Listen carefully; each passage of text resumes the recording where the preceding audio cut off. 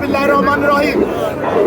আপনারা ইতিমধ্যে অবগত আছেন, বাংলাদেশ জাতীয়তাবাদী দল বিএনপির ভারপ্রাপ্ত চেয়ারম্যান জনাব তারেক রহমান আর অল্প কিছুক্ষণের মধ্যে ঢাকা শহরে অবস্থান করবেন। ইতিমধ্যে উনি সিলেট এয়ারপোর্টে এসে পৌঁছাইছেন আর অল্প কিছুক্ষণের মধ্যে ঢাকা আন্তর্জাতিক বিমানবন্দরে এসে উপস্থিত হয়ে আমাদের এই ঢাকার 300 ফিটে এসে সে আজকে স্বতঃস্ফূর্তভাবে একটি জাতির উদ্দেশ্যে একটা কৃতজ্ঞতা প্রকাশ করবে।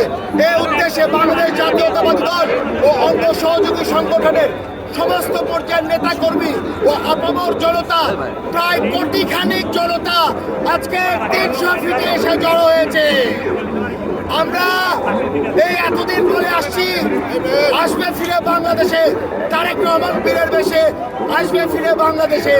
বন্ধুরা, আর এই কথা বলতে হবে না, বর্তমান তারেক রহমান এখন বাংলাদেশে আছে। ঘন্টার মধ্যে এই 300 ফিটে এসে উপস্থিত হবে, সশরীরে ভাষণ দিবে। বাংলাদেশ জাতীয়তাবাদী দল জিন্দাবাদ, খালেদা জিয়া জিন্দাবাদ। এতদিন বলে এসেছি তারেক রহমান পীরের বেশে আসবে ফিরে বাংলাদেশে। উনি বাংলাদেশে চলে এসেছে, উনি যুগ যুগ জিও। শহীদ প্রেসিডেন্ট জিয়াউর রহমান অমরক অমরক অমরক। আল্লাহ হাফেজ।